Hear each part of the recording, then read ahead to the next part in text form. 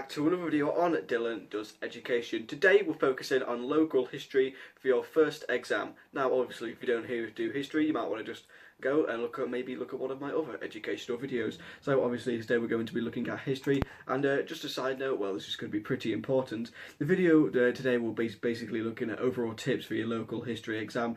Obviously not looking at specific sites because everyone in different schools does different things. I'll be making a video separately on my site just in case you're from my school and you're watching, which obviously would be quite useful. Now let's get straight into the video. I'm going to say that it's probably not going to be very long because obviously your specific information I can't tell you because it's from different sites. So basically the top tips for this first exam is that know your timeline.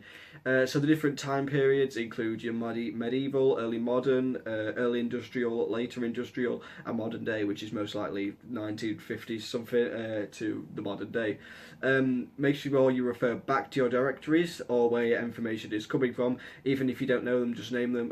For example, we've got Kelly's directory and Bagshaw's directory. I'm not really sure where the information comes from in them, but you can just give the names and you'll probably pick up marks for that. Know your background information, which is probably most important. Why certain things happened, such as an increased population, like what caused it.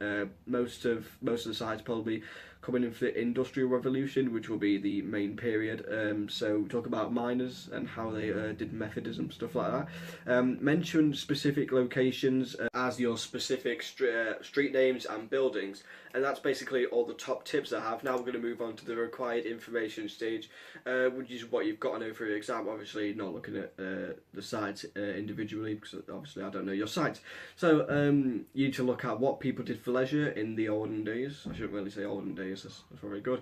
What religion people did, was it Methodism? If so, why did they do Methodism? Obviously it's because, well, you give me the reasons in the comments. That's totally not because I can't think of it right now. Don't worry, I am revising.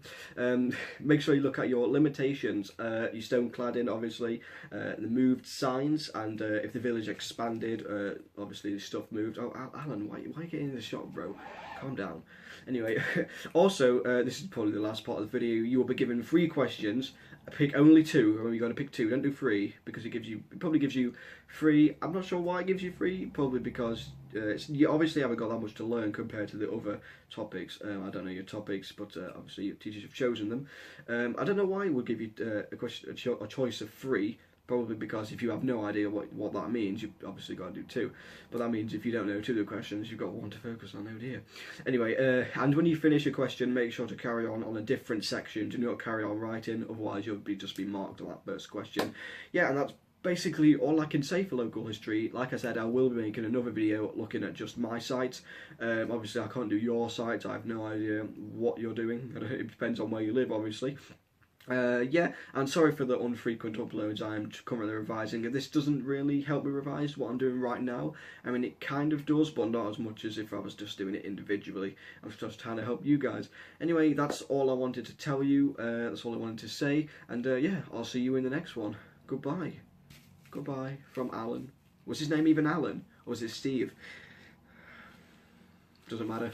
Oh well.